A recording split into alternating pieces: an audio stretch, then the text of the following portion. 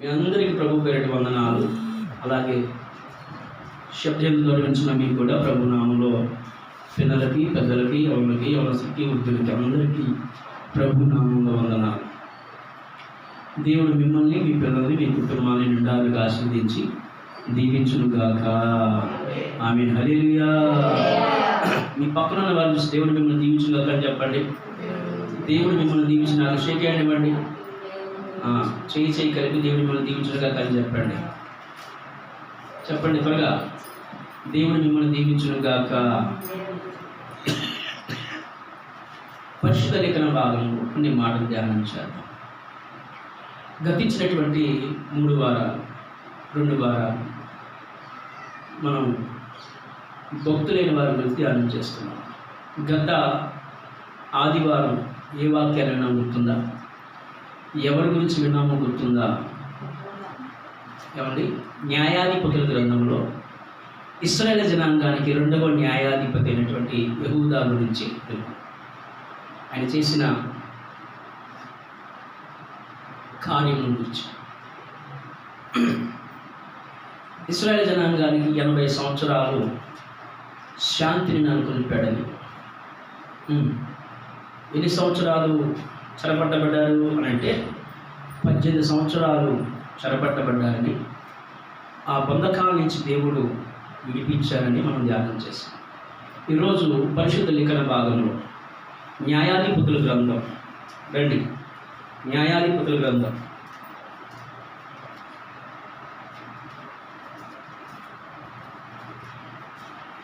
3వ అధ్యాయం 30వ వచనాన్ని ధ్యానం చేద్దాం.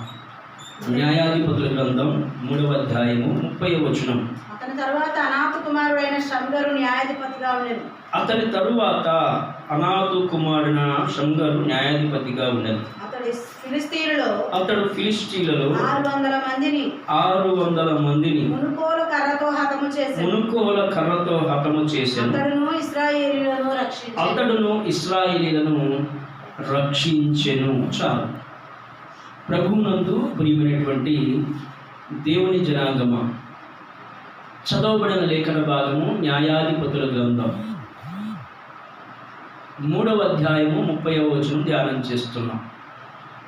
ఈ 30వ వచనంలో రాయబడిన మాట షంగారు అని రాయబడిన మాట. ఇతను ఎవరంటే న్యాయాధిపతి. ఎవరికి న్యాయాధిపతి అని అంటే ఇశ్రాయేలు జనాంగానికి న్యాయాధిపతి. దేవుడు ఏర్పరుచుకున్నటువంటి వ్యక్తి. న్యాయాధిపతిగా ఉన్నటువంటి షంగరు యొక్క తండ్రి రాయబడిన మాట అనాతు అని రాయబడిన మాట. బైబిల్ గ్రంథంలో వీరిద్దరి గురించి ఎక్కువగా ఏమీ ప్రస్తావించబడలేదు, ఎక్కువగా ఏమీ రాయబడలేదు. అనాతు కుమారుడైనటువంటి షంగరు ఇశ్రాయేలు జనాంగానికి న్యాయాధిపతిగా ఉన్నాడు. న్యాయాధిపతి ఏమి చేస్తారు అనంటే న్యాయాన్ని చేకూర్చేవాడు, న్యాయాన్ని బోధించేవాడు, న్యాయాన్ని చెప్పేటటువంటి వ్యక్తి. ఎవరి ఎడలంటే ఇశ్రాయేలు జనాంగం ఎడల. ఇశ్రాయేలు జనాంగమైన వారు దేవుని దృష్టికి అవిధేయులై యెహూదా మరణించిన తర్వాత మరలా వారు పాపంలో పడిపోయారు. మరలా వారు వెనక్కి తిరిగారు, అనగా లోకములోకి వెళ్ళారు. మరలా వారు పాపములో పడినప్పుడు, లోకములోకి వెళ్ళినప్పుడు దేవుడు అదే ఇశ్రాయేలు జనాంగాన్ని ఎవరి చేతికి అప్పచెప్పారంటే దేవుడే ఫిలిష్తీయుల చేతికి అప్పచెప్పారు. ఎవరి చేతికి అప్పచెప్పాడు? ఫిలిష్తీయుల చేతికి అప్పచెప్పారు. ఫిలిష్తీయులు ఎలాంటి వారు అంటే లోక సంబంధులు, ఆత్మ సంబంధమైన వారు ఏమాత్రం కానే కాదు. మనకు తెలుసు, ఫిలిష్తీయులు అనగానే ఎవరు గుర్తొస్తారంటే 6 మూరలు జారున్నటువంటి గొలియాతు గుర్తొస్తాడు. అయితే ఈ ఫిలిష్తీయులు దేవుని పిల్లలుగా ఉన్నటువంటి ఇశ్రాయేలు జనాంగానికి శోభ పెడుతున్నట్లుగా, హింసిస్తున్నట్లుగా, వారిని బంధించినట్లుగా లేఖనం సెలవిస్తూ ఉంది. ఆనాటి దినాల్లో దేవుడు ఇశ్రాయేలు జనాంగాన్ని విడిపించాలని, ఆనాటి దినాల్లో దేవుడు ఇశ్రాయేలు జనాంగాన్ని ప్రేమించి, ఎవరైతే మరి యెహూదు అనేటటువంటి న్యాయాధిపతి ఇశ్రాయేలు జనాంగం చేతిలో నుంచి శత్రువు చేతిలో నుంచి, అమాలేకీల చేతిలో నుంచి, హివ్వీల చేతిలో నుంచి విడిపించి 80 సంవత్సరాలు ఆ రాజ్యానికి శాంతిని, నెమ్మదిని, సమాధానాన్ని కలగజేసి తుది శ్వాస విడిచిన తరువాత మరలా ఇదే ఇశ్రాయేలు ప్రజలైన వారు లోకస్తులైపోయారు. అంటే వారికి ఎవరు లేదు తెలుసా? న్యాయాధిపతి లేడు. న్యాయాధిపతి లేనటువంటి ఆనాటి దినాల్లో మరలా ఎవరికి వారే అన్నట్లుగా దేవునికి వ్యతిరేకముగా ఉండి లోక సంబంధమైనటువంటి ప్రతిమలు సాగిలపడుతూ దేవుడు ఏదైతే వద్దు అని తెలియపరిచారో వాటి దగ్గరికి వెళుతూ వాటిని వారి జీవితంలోనికి ఆస్వాదిస్తూ దేవునికి దూరం అయిపోతున్న ఆనాటి దినాల్లో దేవుడు మరలా ఒక న్యాయాధిపతిని లేవనెత్తారు. ఆయన పేరే అనాతు కుమారుడైనటువంటి షమ్గరు. ఏంటట? ష్మగరు. అయితే ఈ ష్మగరు జ్ఞాపకం చేస్తున్న అనగా దాని అర్థం ఏంటంటే వీరుడు అని దాని అర్థం. ఏంటంట? ష్మగరు అనగా ఏంటంటే దాని అర్థం వీరుడు.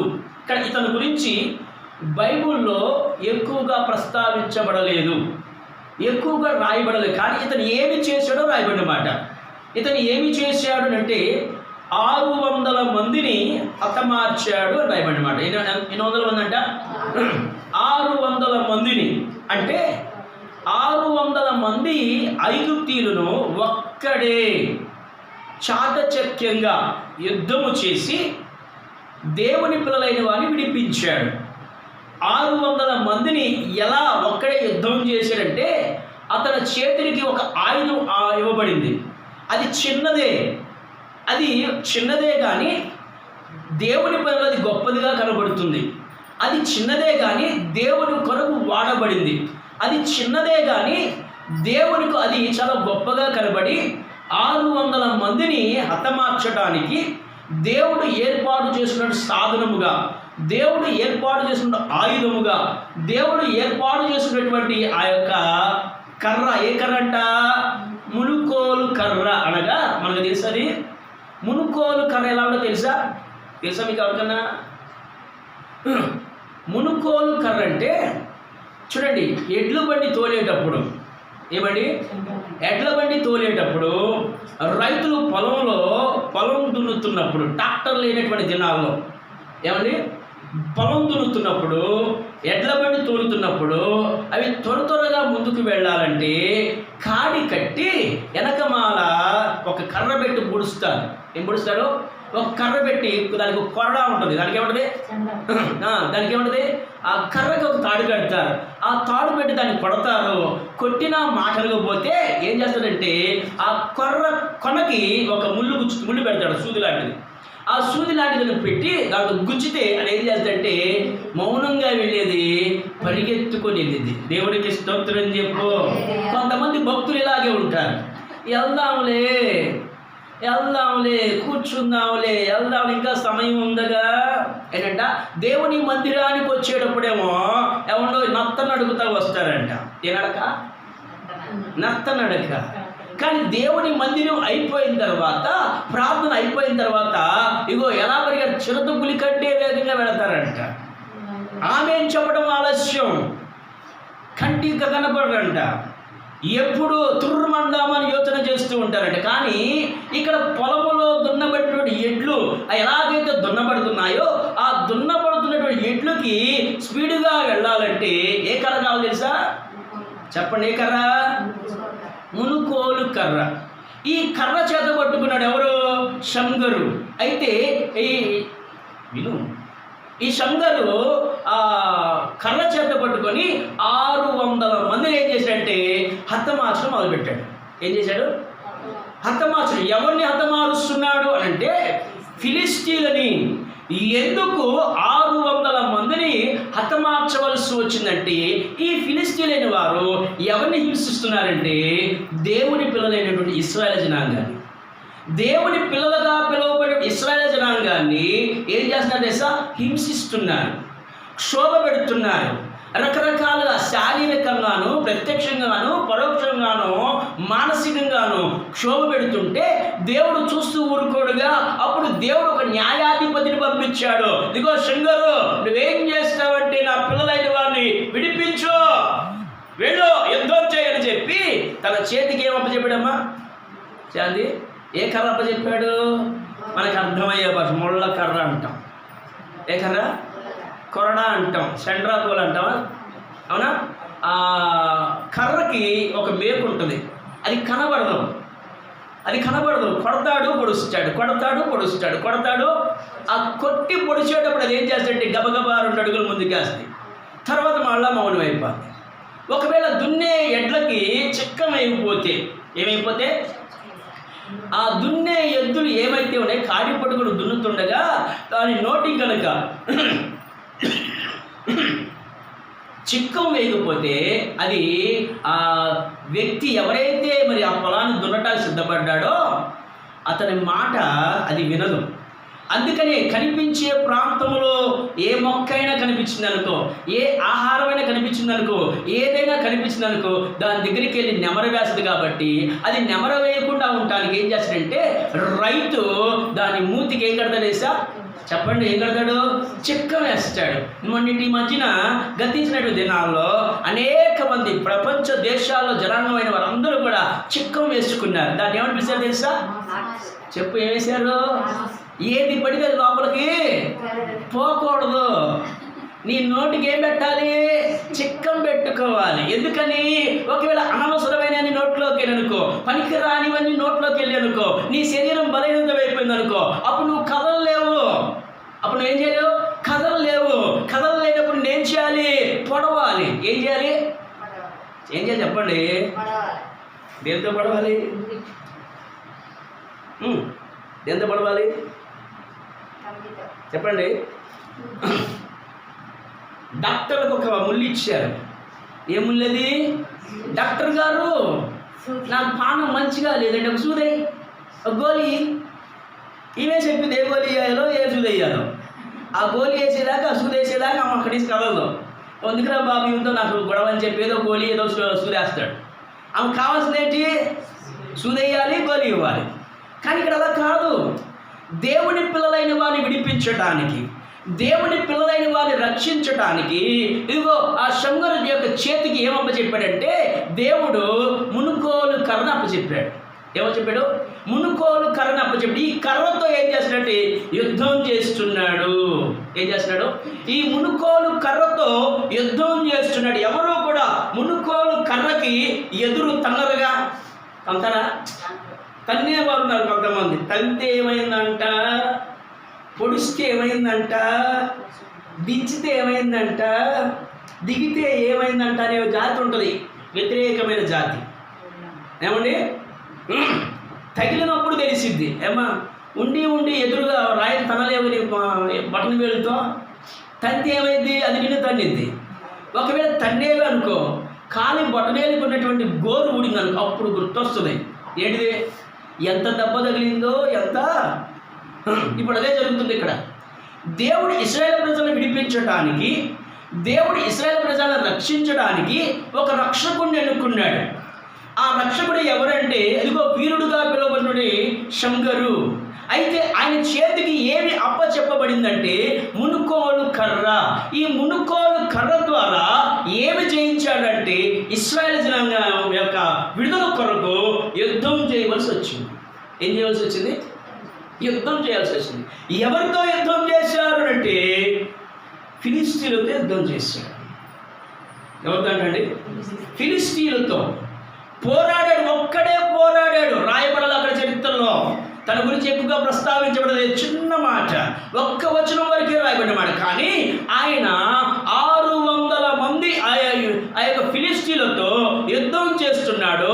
ఆ యుద్ధం చేసినటువంటి ఆయుధం ఏదైనా ఉందంటే అది చిన్నదే. మునుకోలు కర్రతోనే 600 మందిని హతమార్చాడంటే అనాథు ఎలాంటి వాడో ఆలోచన చేయండి, వారి వంశం ఎలాంటిదో ఆలోచన చేయండి. ఇదిగో ఆ యొక్క ఎడ్ల కాసుకునేటటువంటి వారు, ఆ పొలం పని చేసేటటువంటి వారు, కనబడుతున్నారు. అనాథుల గురించి కూడా బైబిల్ గ్రంథంలో రాయబడాల, అనాథు చరిత్ర కూడా బైబిల్ గ్రంథంలో రాయబడాల. కానీ ఇక్కడ రాయబడిన మాట ఏంటంటే న్యాయాధిపతుల గ్రంథం 3వ అధ్యాయం 30వ వచనంలో రాయబడట అనాథు కుమారుడు అనేటువంటి షంగరు అని రాయబడిన మాట. ఈయన ఎవరి తండ్రి, ఎవరి కుమారుడు అంటే అనాథు కుమారుడు. ఇప్పుడు షంగర్ యొక్క తండ్రి ఎవరంటే అనాథు. వీళ్ళు ఏం చేసేవారు అంటే ఒక రకంగా చెప్పాలంటే మునుకోలు కర్ర ఎవరి దగ్గర ఉంటుంది తెలుసా? ఎవరి దగ్గర ఉంటాయి? రైతుల దగ్గర ఉంటాయి, అవునా కదా? వ్యవసాయం ఎవరైతే చేస్తారో వ్యవసాయం చేసేటటువంటి వారి దగ్గర ఉంటాయి. ఇప్పుడు మునుకోలు కర్రలు పోయి ఏమొచ్చినాయమ్మా? మహీంద్ర ట్రాక్టర్స్. దాని వెనకాల ఏం కడుతున్నారు? ఏమండి? కాడి కడుతున్నారు, ఎనపై కడుతున్నారా? ఇప్పుడు కట్టి ఏం చేస్తున్నారు? పొలం దున్నుతున్నారు. వెనకట కాడి కట్టాలంటే ఒకటి దున్నే ఎద్దు, 2 దున్ననెద్దు. అలాగే దేవుని మందిలో అద్భుత కార్యాలు జరిగించుకోవాలంటే మనం ఎవరితో సహవాసం చేయాలి తెలుసా? ప్రార్థన చేసే వారితో సహవాసం చేయాలి. ఎవరితో పడితే అర్థం కాదు. ఒక వ్యక్తి ప్రార్థనలో ఏకీవించలేకపోతుందంటే నువ్వు ప్రార్థన చేసే వారితో ఏకీవించాలి. ఒకవేళ ఏకీవించడానికి నీకు సమయం కుదరకపోతే ఇదిగో దైవ సన్నిధి ఉంది, దేవుని మందిరం ఉంది. 1 గంట అయినా మనం అందరం కలిసి ఏం చేయాలి? దేవుని మందిరానికి వచ్చి ప్రార్థన చేద్దాం. మనతో కలిసి దైవజనులు కూడా ప్రార్థన చేస్తారు, మనతో కలిసి దైవజనురాలు కూడా ప్రార్థన చేస్తుంది. కాబట్టి మనం వెళదాం రండి అని చెప్పి సమయం పోనేక సమయాన్ని సద్వినియోగం చేసుకొని దేవుని మందిరానికి వచ్చి 1 గంట అయినా ఏం చేయాలి? ప్రార్థన చెయ్యాలి. దేవుడికి స్తోత్రం చెప్పండి. హల్లెలూయా. ఇప్పుడు అదే జరుగుతుంది. అనాథు ఏం చేసేవాడంటే నాకు తెలిసి వ్యవసాయం చేసేవాడు అనుకుంటా. వ్యవసాయమే కాదు, ఇంకా చెప్పాలంటే యుద్ధ వీరుడుగా తెలియపరుస్తున్నాడు. ఇగో అక్కడ షంగరనుగా వీరుడు అని రాయబడినమాట, షంగరనుగా కత్తి దూసినవాడు అని రాయబడినమాట. అంటే ఇప్పుడు కత్తి ఇవ్వబడలేదు, కానీ తన చేతికి ఏమి ఇవ్వబడిందంటే చిన్న ఆయుధమే. అది ఆయుధం కూడా కాదు, ఎడ్లను తోలుకెళ్ళేది. ఏంటంట? ఎడ్లను తోలుకెళ్ళేటటువంటి మునుకోలు కర్ర. కాబట్టి మన జీవితంలో ఒకవేళ మునుకోలు కర్ర అవసరం కావాలేమో యోచన చేయండి. ఒకవేళ మనము కూడా దేవుని మాట వినకపోతే, మనము కూడా దేవుడు చెప్పిన పని చేయకపోతే, మనము కూడా దేవుడికి వ్యతిరేకంగా ఉంటే దేవుడు ఏమిస్తాడంటే ఒక మునుకోలు కర్రను ఇస్తాడు. ఆ కర్రతో పొడిచినప్పుడు ఏం జరిగిందని కొంచెం నొప్పి అనిపించింది. ఏమనిపించింది? బాధ కలిగిద్ది. శరీరానికి బాధ కలిగినప్పుడు, శరీరానికి బలహీనత వచ్చినప్పుడు, శరీరానికి ఇబ్బంది వచ్చినప్పుడు అప్పుడు మనం ఏం చేస్తామంటే దేవుని తట్టు తిరుగుతాం. ఎవరి తట్టు? దేవుని తట్టు తిరుగుతాం. అందుకని ఇప్పుడు ఇశ్రాయేలు జనాంగం దేవుని వైపు తిరగడానికి సిద్ధపడ్డారు. ఇశ్రాయేలు జనాంగమైన దేవుని వైపు తిరగడానికి సిద్ధపడ్డారు. ఇశ్రాయేలు జనాంగం దేవునికి నామాన్ని కనపరచడానికి సిద్ధపడ్డారు. వారు రక్షించబడటానికి దేవుడే రక్షకుడిని ఎన్నుకున్నాడు. ఆ రక్షకుడే షంగరుని తెలియపరుస్తున్నా. కాబట్టి ఒకవేళ నీ మీదకి ఎవరైనా యుద్ధానికి వస్తే నువ్వు చేయాలి, నీలో ఏముండాలంటే మునుకోలు కర్ర ఉండాలి. అపవాదిని జయించేటటువంటి మునుకోలు కర్ర నీలో ఉందేమో జ్ఞాపకం చేసుకో. ఒకవేళ మునుకోలు కర్ర నీలో ఉంటే నువ్వు అపవాదిని జయించగలవు. ఒక మునుకోలు కర్రతోనే ఇదిగో షంగరు 600 మందిని జయిస్తే మరి ప్రార్థించే నీవు, అంగలార్చే నీవు, రోదన దయచేసే నీవు ఇంక ఎంతమందిని జయించాలి చెప్పండి? నీ ప్రార్థన ఎంతమందిని జయించాలి? నీ ప్రార్థన ద్వారా ఎంతమంది రక్షించబడాలి? నీ ప్రార్థన ద్వారా ఎంతమంది మారు మనసు పొందాలి? నీ ప్రార్థన ద్వారా ఎంతమంది దేవుడి సన్నిధికి నడిపించబడాలో యోచన చేయి. అంటే నీలో కూడా ఉండాలి తెలుసా? మునుకోలు కర్ర ఉండాలి. దేవుడికి స్తోత్రం చెప్పు.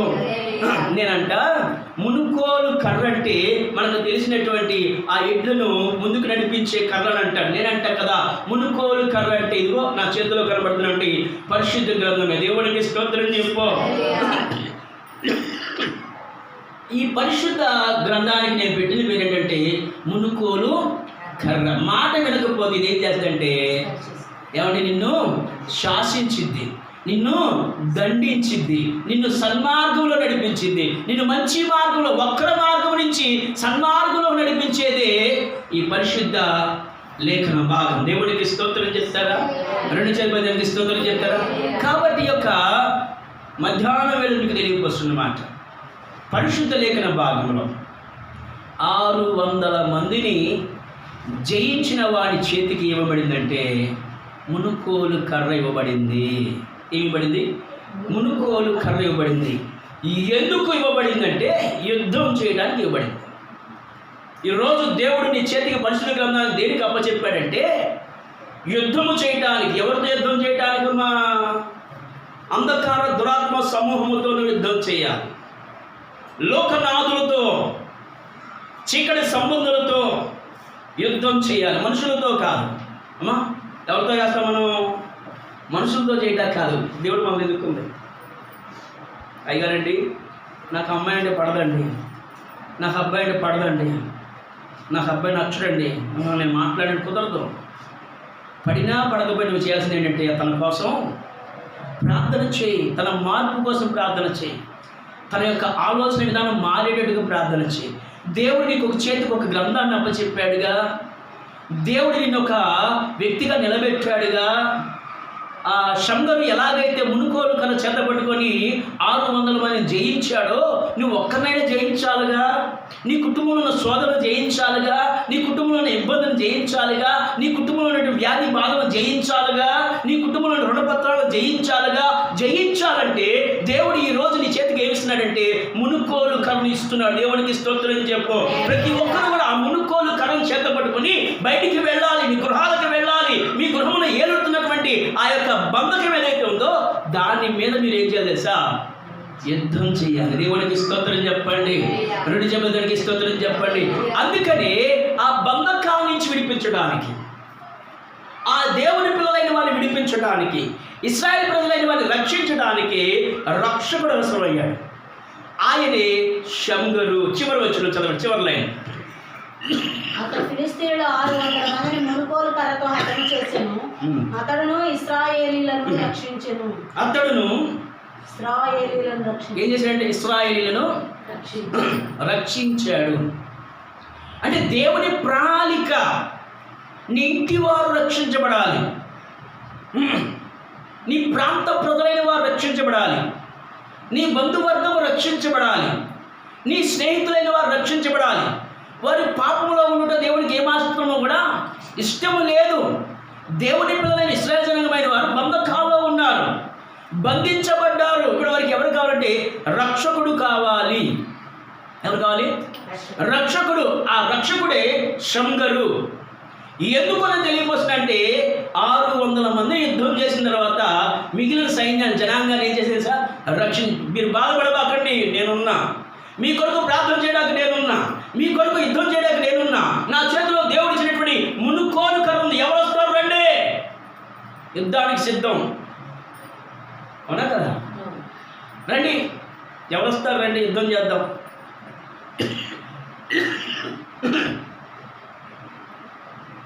యుద్ధం చేయగా తన పిల్లలైన వారిని రక్షించుకున్నాడు. దేవునికి స్తోత్రం చెప్పండి. 2 స్తోత్రం చెప్పండి. ఈరోజు నీవును నీ ఇంటి వారు రక్షించబడాలని దేవుడు కోరుకుంటున్నాడు. ప్రార్థన అనగానే చాలామందికి ఇరిటేట్ వస్తుంది.